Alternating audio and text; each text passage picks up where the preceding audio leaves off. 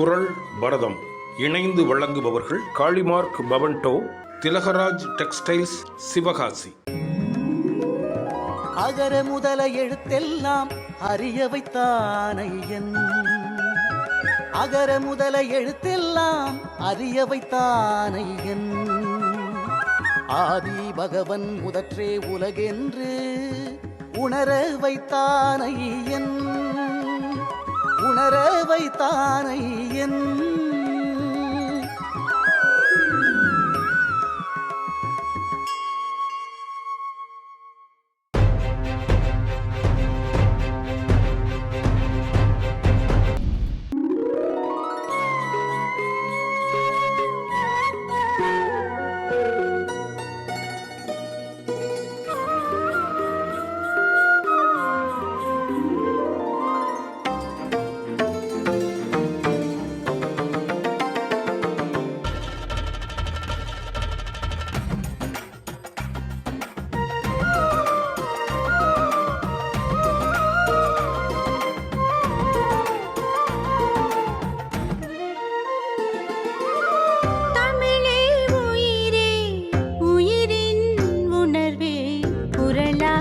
மலர்ந்தாயே மொழியின் வழியே வாழ்வின் உயர்வே குரலாய் பகிர்ந்தாயே. அறமும் பொருளும் அமுதாய் அளித்தாய், அறமும் பொருளும் அமுதாய் அளித்தாய். ஐயன் உனைத்தானே உருகியே உணர்ந்தோமே. தமிழே உயிரே உயிரின் உணர்வே குரலாய் மலர்ந்தாயே.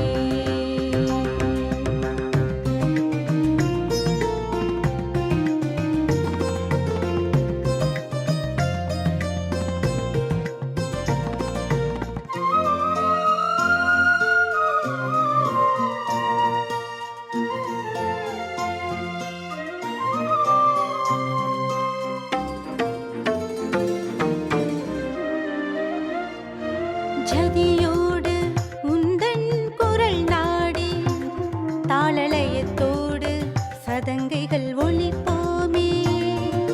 ஜதியோடு உந்தன் குரல் நாடி தாளலயத்தோடு சதங்கைகள் ஒலிப்போமே. குரலோடும் தமிழோடும் வளர்ந்தாலே உயரங்கள் தொடலாமே. குரலோடும் தமிழோடும் வளர்ந்தாலே உயரங்கள் தொடலாமே. புது புது விதியினை செய்வோம், புவி புவி புவிதனை வெல்வோம். புது புது விதியினை செய்வோம், புவி புவி புவிதனை வெல்வோம். குரலில் புலர்வோமே. தமிழே உயிரே உயிரின் உணர்வே குரலாய் மலர்ந்தாயே.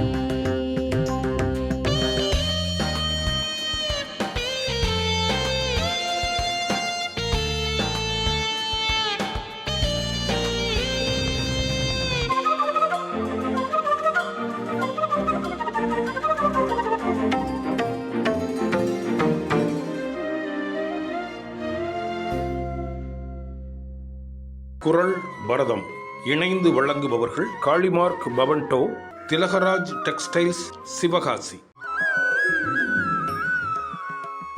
இவ்வுலகின் நீதி நெறிகளை மிக அருமையாக நமக்கு எடுத்து கூறக்கூடிய உன்னதமான விஷயம் திருக்குறள்.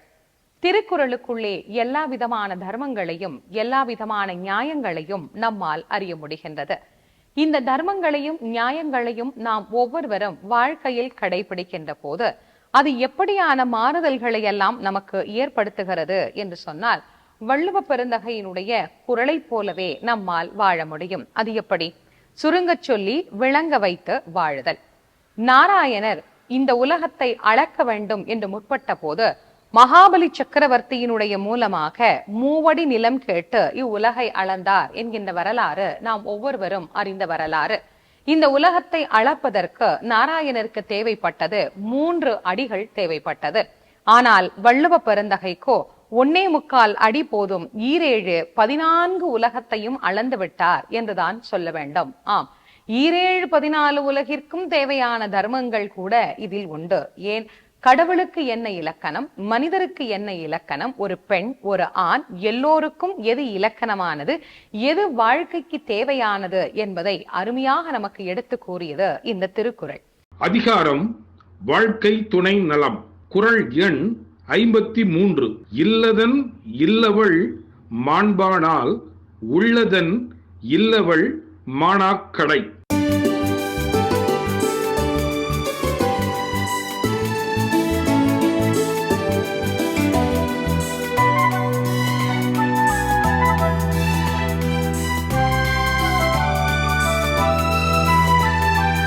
இல்லதின் இல்லவள் மாண்பானால் உள்ளதின் இல்லவள் மாணாக்கடை.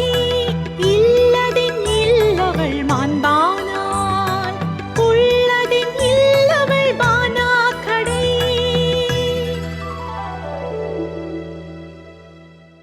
இந்த இல்வாழ்க்கையில் ஒரு தலைவி எப்படி இருக்க வேண்டும் என்று வள்ளுவர் ஒரு தலைவிக்கு பல்வேறு இடங்களில் தனது திருக்குறளில் அறவுரை கூறியிருக்கிறார். நான் மிக தெளிவாக குறிப்பிடுகிறேன், அறவுரை என்று, அறிவுரை என்று குறிப்பிடவில்லை. அறிவுரை என்று சொன்னால் இன்றைக்கு பல பேருக்கும் அது பிடிக்காது. அறவுரை என்று சொன்னால் எல்லோரும் அதை ஏற்றுக்கொள்ளலாம். அறம் என்ன சொல்லி இருக்கிறதோ அது அறவுரை. அதை ஏற்றுக்கொள்வதும் ஏற்றுக்கொள்ளாது விடுவதும் நம்முடைய விருப்பமாக நாம் எடுத்துக்கொள்ளலாம். அறிவுரை என்று சொன்னால் அறிவு படைத்தவர்கள் தாங்கள் அறிந்ததை அவர்கள் உரையாக வெளிப்படுத்துகிறார்கள். பல பேருக்கு எங்களுக்கு தாங்களே ஏற்படுத்தக்கூடிய அறிவினால் நாங்கள் அடைந்து கொள்வோம், ஆகவே எங்களுக்கு இந்த அறிவுரைகள் தேவையில்லை என்று நிராகரித்து விடுவர். அதனால் தான் வள்ளுவர் சொன்னதை அறவுரை என்று நான் குறிப்பிட்டேன். இந்த அறவுரையிலே ஒரு தலைவி எப்படி இருக்க வேண்டும், ஒரு தலைவிக்கான இலக்கணத்தை எவ்வளவு அழகாக வள்ளுவர் 1.25 அடியிலே நமக்கு சொல்லுகிறார் பாருங்கள். இல்லதன் இல்லவள் மாண்பானால் உள்ளதன் இல்லவள் மானா கடை. இந்த திருக்குறளை பல பேரும் படித்திருக்கின்றோம். இந்த திருக்குறளுக்கான அர்த்தம் என்ன அப்படின்னா, 1.25 வரி தான் திருக்குறளே. இதுக்கு நாம ஒரு வரியிலே நாம அர்த்தம் சொல்லிட்டு போயிடலாம். ஒரு தலைவி என்பவள் இல்லை என்கின்ற சொல்லை சொல்லக்கூடாது என்பதை வள்ளுவ பெருந்தகை இதனுடைய பொருளாக நமக்கு குறிப்பிடுகிறார். இல்லதன் இல்லவள் மாண்பானால் உள்ளதன் இல்லவள் மானா கடை, அவ்வளவுதான். ஆனா இந்த வார்த்தைக்குள்ளே ஒரு நாள் வேண்டுமானாலும் பொருள் தேடிக்கொள்ளலாம் நம்மால். அவ்வளவு பொக்கிஷத்தை இந்த குறளிலே வள்ளுவ பெருந்தகை புதைத்து வைத்திருக்கிறார் என்றுதான் சொல்ல வேண்டும். காரணம் என்ன? சற்று சிந்தித்து பாருங்கள். ஒரு குடும்பத்தில் ஒரு பெண் பேசுகிற போது அவள் பேசுகின்ற வார்த்தைகளுக்கு எவ்வளவு வல்லமை உண்டு. அப்படி அந்த காலத்துல எல்லாம் பெண் பார்க்க போவாங்க. அப்படி பெண் பார்க்க போகிற போது பெண் அதிகமாக பேச மாட்டார். கேட்ட கேள்விக்கு பதில் சொல்றது அப்படிங்கிறதே ரொம்ப ரொம்ப ரொம்ப கஷ்டமான விஷயம். அவங்க கேட்பாங்க எல்லாரும், ஆனா பொண்ணு அப்படியே வாய் மூடி ரொம்ப அமைதியா குடிஞ்ச தலை நிமிராம, ஏன்னா இதுக்கெல்லாம் ஏற்கனவே நிறைய பயிற்சி எல்லாம் கொடுத்து கூட்டிட்டு வந்து 2 பேரை பக்கத்துல நிப்பாட்டி பேசக்கூடாது, நிமிரக்கூடாது, பார்க்கக்கூடாது, இப்படியெல்லாம் பல பயிற்சிகள் தான் அந்த மாப்பிள்ளை பார்க்குற படலத்துல நடக்கும். இப்படிதான் இயற்கையா நம்ம பார்த்துருக்குறோம் ஒரு காலத்துல. ஆனா இப்போ பெண்கள் வந்து சகஜமா பேச ஆரம்பிச்சுட்டாங்க. மாப்பிள்ளையோட பேசுறாங்க, உற்றார் உறவினர்கள் பார்க்க வரவங்களோட பேசுறாங்க, பிடிச்சதுன்னா அப்புறமா கல்யாணம் பண்ணிக்கலாம் அப்படிங்கிற நிலைமைக்கு இன்னைக்கு வந்துருச்சு. ஆனா அந்த காலத்துல ஒரு பெண்ணை அந்த உறவினர்கள் பேச சொல்லி பார்ப்பார்களாம். ஏன், இவ எப்படி பேசுறா, பேசுகிற போது எத்தன்மையான வார்த்தைகள் இவளிடத்திலிருந்து வெளிப்படுகிறது, அந்த வார்த்தைகளின் மூலமாக அவள் என்ன சொல்ல வருகிறாள், இது ரொம்ப முக்கியமான ஒன்று. ஏன்னா ஒரு பெண் பேசுகிற போது அதிகமாக இல்லை இல்லை இல்லை இல்லை அப்படின்னு சொல்லிக்கிட்டே இருந்தா அந்த குடும்பத்தில் எதுவும் இல்லாது போய்விடும் என்பது பெரியவர்களினுடைய எண்ணம். அப்போ பேசுகின்ற போதே நேர்மறை சிந்தனை உடைய பெண்களாக இருந்தால் அவருடைய வாழ்க்கை சிறப்பாக இருக்கும் என்பதைத்தான் இந்த வார்த்தையின் மூலமாக கணக்கிடுகிறார்கள் பெரியார்கள். அந்த அற்புதமான பெரியவர்களினுடைய வார்த்தையை எங்கே இருந்து நாம் எடுத்துக்கொள்வது? குறளில் இருந்துதானே எடுத்துக்கொள்ள முடியும். அதனால்தான் வள்ளுவ பெருந்தகை மிக அழகாக குறிப்பிடுகிறார், இல்லை இல்லை இல்லை என்று சொல்லாமல் அதற்கு பதிலாக வேறு வார்த்தைகளை பயன்படுத்தி சிறப்பான வாழ்க்கையை நாம் ஒவ்வொருவரும் வாழ வேண்டும் என்று. அந்த வாழ்க்கையை நாமும் வாழ பழகி கொண்டோமையானால் இல்லறம் நல்லறமாகவே மலரும்.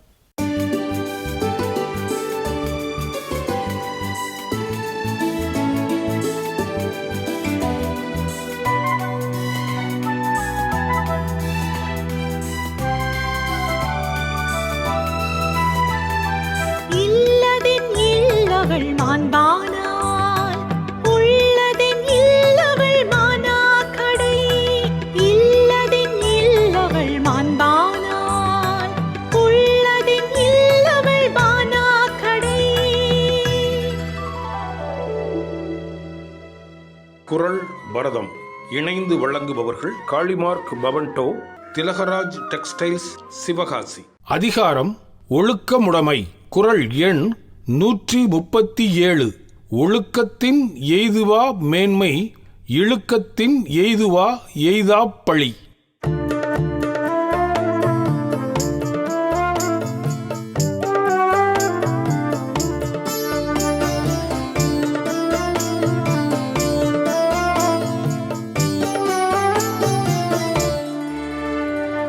ஒழுக்கத்தின் எய்துவர் மேன்மை, இழுக்கத்தின் எய்துவர் எய்தாப் பழி.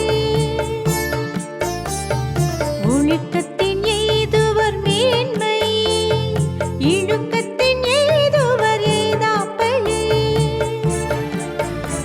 மபமா நிகரி நீரிக நிசரி பமக மகரி கரிசரி நீரிசா.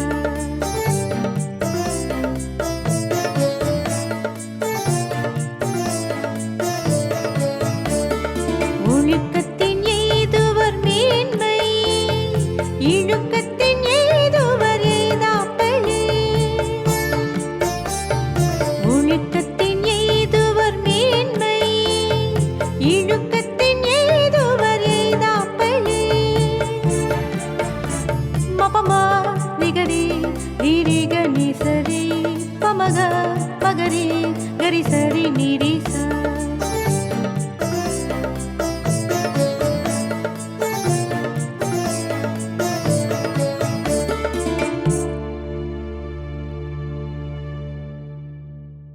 ஒழுக்கத்தின் எய்துவர் மேன்மை, இழுக்கத்தின் எய்துவர் எய்தா பழி என்கின்ற ஒரு அருமையான திருக்குறள்.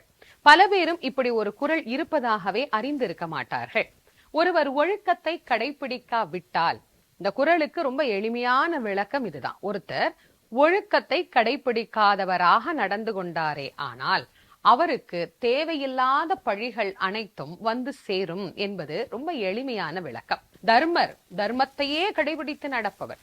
தர்மரை போல ஒரு ஒழுக்கத்தை உடையவர் யாருமே இல்ல என்று சொல்லிக் கொண்டிருந்த அதே வாய், அதே உலகம் தர்மரை ஒரு காலத்தில் பழித்தது.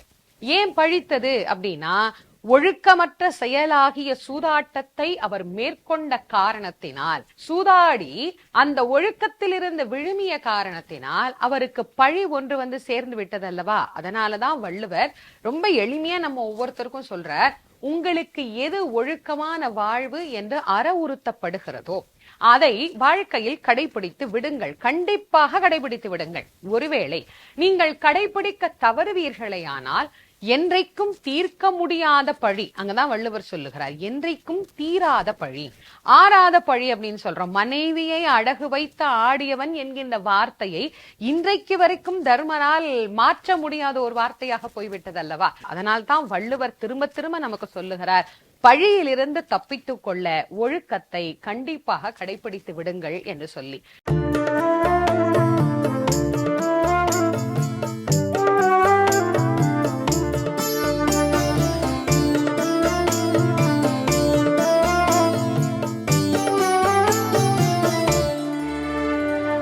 ஒழுக்கத்தின் எய்துவர் மேன்மை, இழுக்கத்தின் எய்துவர் எய்தாப் பழி. ஒழுக்கத்தின் எய்துவர் மேன்மை, இழுக்கத்தின் எய்துவர் எய்தாப் பழி. மபமா நிகரி நீரிக நிசரி பமக மகரி கரிசரி நீரிசா.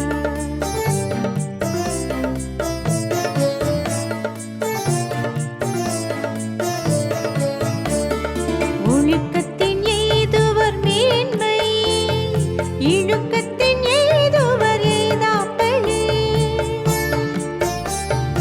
ஒழுக்கத்தின் எய்துவர் மேன்மை, இழுக்கத்தின் எய்துவர் எய்தாப் பழி.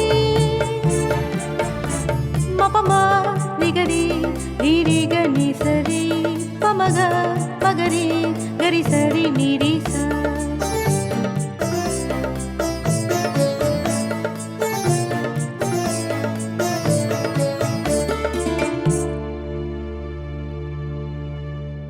இந்த வார பரிசுக்கான கேள்வி: குறள் எண் 53 ஒரு பெண் எந்த வார்த்தையை பயன்படுத்தக்கூடாது என வள்ளுவர் குறிப்பிடுகிறார்? உங்கள் பதில்களை உங்களுடைய முழு முகவரியுடன் வாட்ஸ்அப் செய்ய வேண்டிய எண் 9965524292. பரிசுகளை வழங்குபவர்கள் சேலம் பரவச உலகம் அம்யூஸ்மெண்ட் பார்க் வழங்கும் 5 வெற்றியாளர்களுக்கு இலவச அனுமதி சீட்டு. மீண்டும் உங்கள் அனைவரையும் சந்திக்கும் வரை உங்களிடமிருந்து வணக்கம் கூறி விடைபெறுவது திருமுருக வள்ளல் வாரியார் சுவாமிகளின் மாணவி தேசமங்கையர்க்கரசி. நன்றி, வணக்கம்.